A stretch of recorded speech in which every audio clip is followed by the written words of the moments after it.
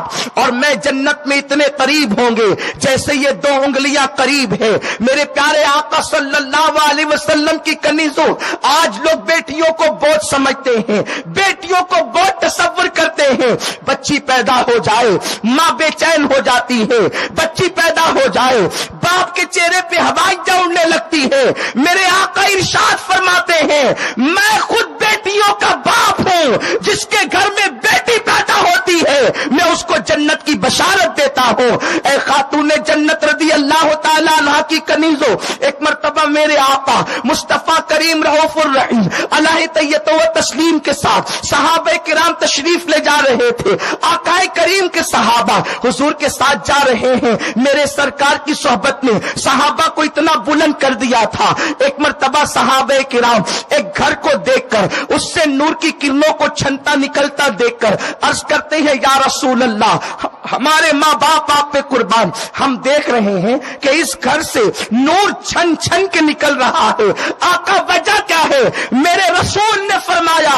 جس گھر سے تم نور کو چھنتا ہوا نکل کر دیکھ رہے ہو، نکلتا ہوا نور دیکھ رہے ہو، ضرور اس گھر کے اندر یا تو کسی بچی کی پرورش ہو رہی ہوگی یا تو کسی یتیم کی پرورش ہو رہی ہوگی۔ اے خاتون جنت کی کنیزوں، سیریل دیکھ کر اپنی زندگی کو گزارنے والیوں، اللہ اکبر، مساج کے اڈوں پر جا کر اپنے جسم کو اڑیا کرنے والیوں، ہیروں کی تصویر کو اپنے پرس میں لے کر گھومنے والیوں، انٹرنیٹ پر اللہ اکبر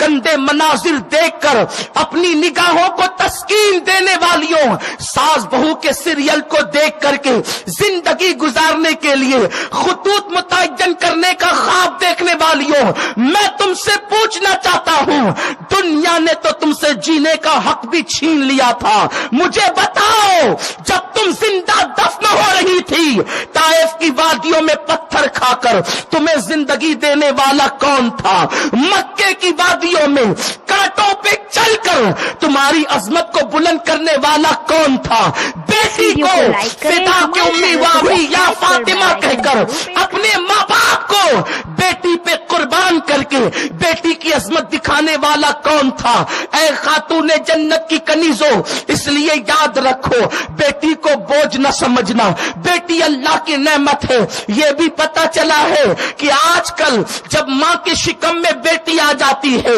سونوگرافی کے ذریعے سے یا کسی اور ذریعے سے ماں باپ معلوم کر لیتے ہیں کہ پیٹ کے اندر بیٹا ہے یا بیٹی، اور اس کے بعد اگر بیٹی ہوتی ہے تو اس بیٹی کو گرا دیا جاتا ہے۔ میرے پیارے آقا علیہ السلام کی کنیزوں، کیا تم تصور کرتی ہو جس بیٹی کو تم نے قتل کیا، جس بیٹی کو تم نے پیٹ سے گرا دیا، کہیں ایسا تو نہیں اگر بیٹے تمہیں دھوکہ دے دیتے تو یہی بیٹی تمہارا سہارا بن جاتی، یہی بیٹی ہاتھ پکڑ کر تمہارے بڑھاپے میں تمہاری مددگار بن جاتی۔ بیٹی کبھی رابعہ ہے، قوم کی بیٹی کبھی عائشہ ہے، بیٹی کبھی فاطمہ کی شکل میں ہے، بیٹی کبھی آمنہ کی شکل میں ہے، بیٹی کبھی ام سلمہ کی شکل میں ہے، بیٹی کبھی خدیجۃ الکبریٰ کی شکل میں ہے۔ یہ سب بیٹیاں ہی تو ہیں، کسی نہ کسی کی بیٹی ہی تو ہے۔ اس لیے بیٹی کو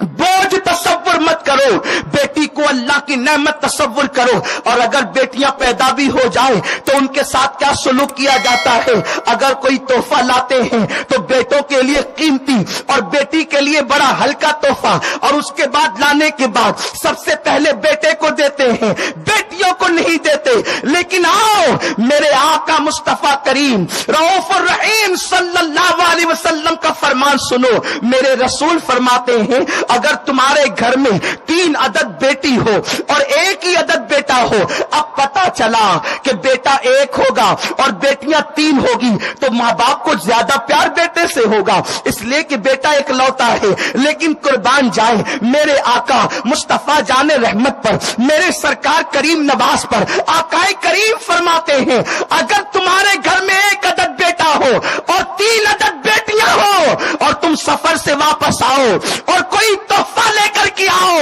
تو پہلے بیٹے کو مت دینا، پہلے بیٹیوں کو دینا۔ میرے آقا فرماتے ہیں بیٹیوں کا دل اتنا نازک ہوتا ہے، اگر کسی نے